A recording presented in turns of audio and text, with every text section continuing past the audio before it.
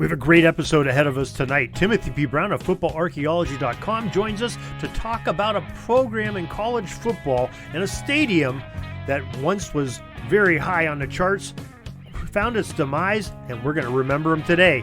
Tim's up in just a moment to tell us all about it. This is the Pigskin Daily History Dispatch, a podcast that covers the anniversaries of American football events throughout history. Your host, Darren Hays, is podcasting from America's North Shore to bring you the memories of the gridiron, one day at a time.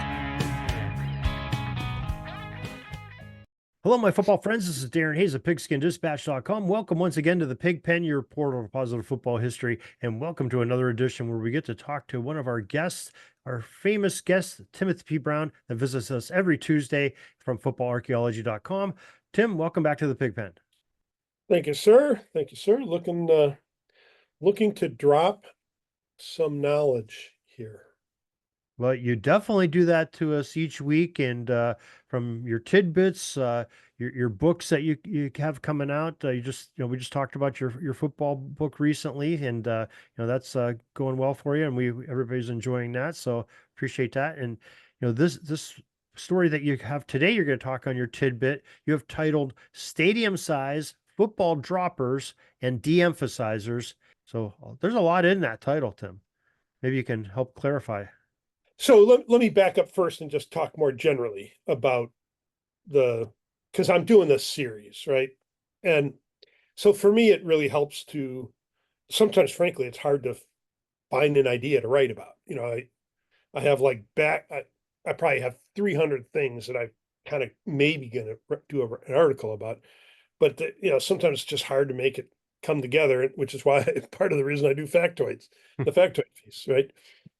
But so this one, I started a series a month ago or whatever it was to just look at programs that either dropped football or de-emphasized it, and just kind of also look at, okay, how big were their stadiums?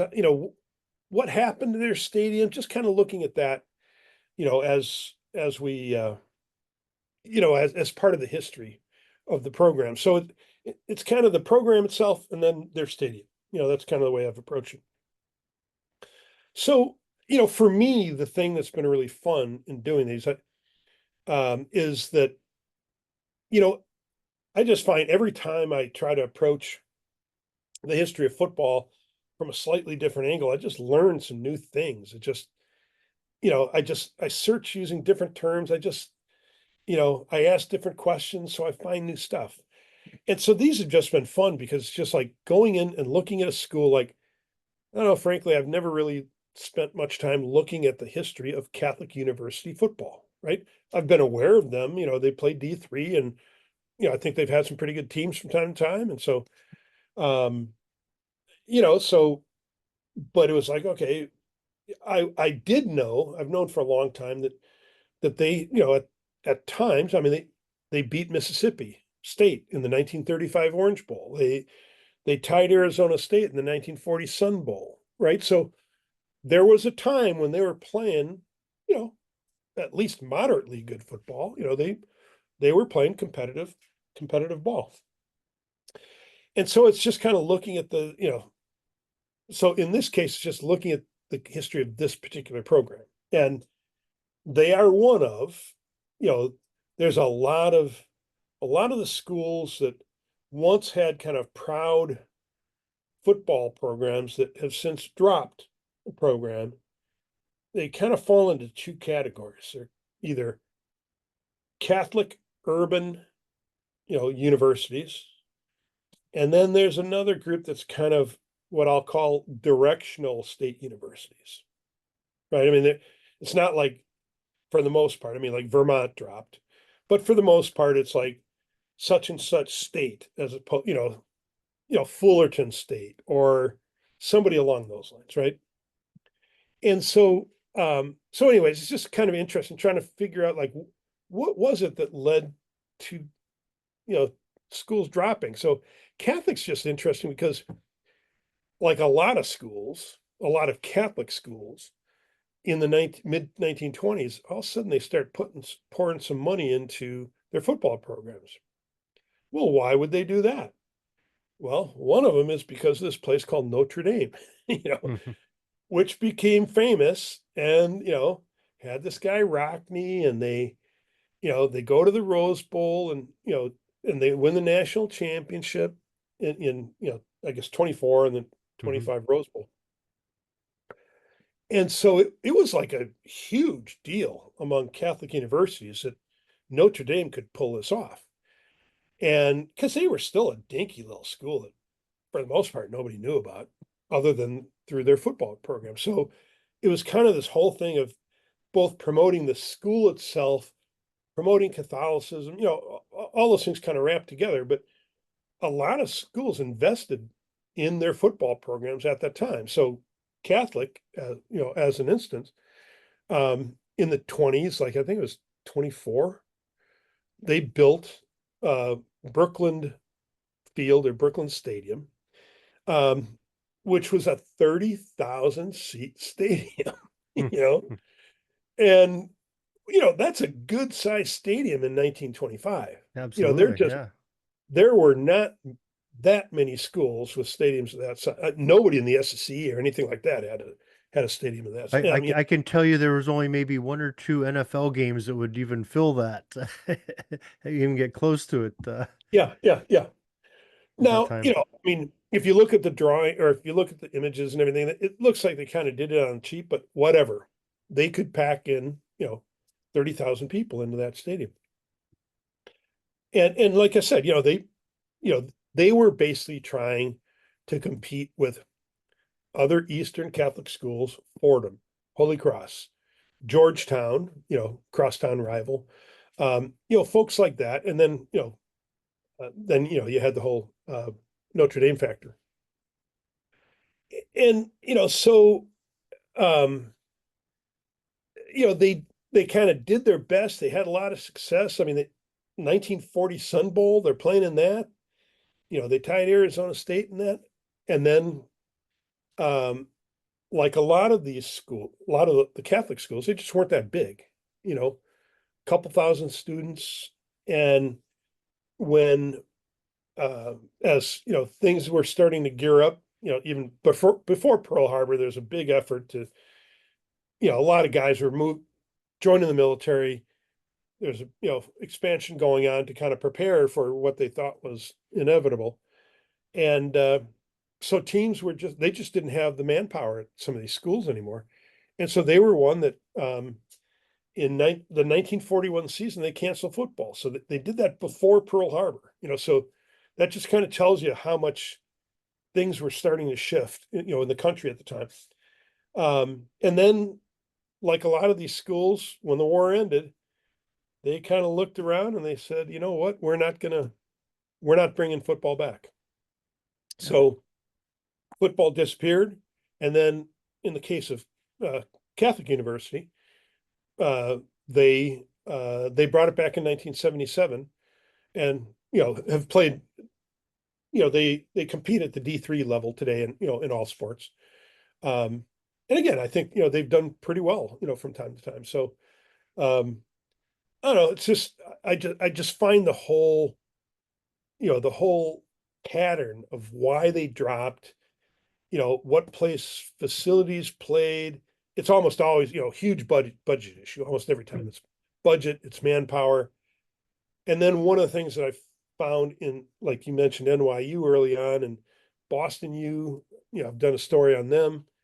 Um, so the schools that are really urban, Mm.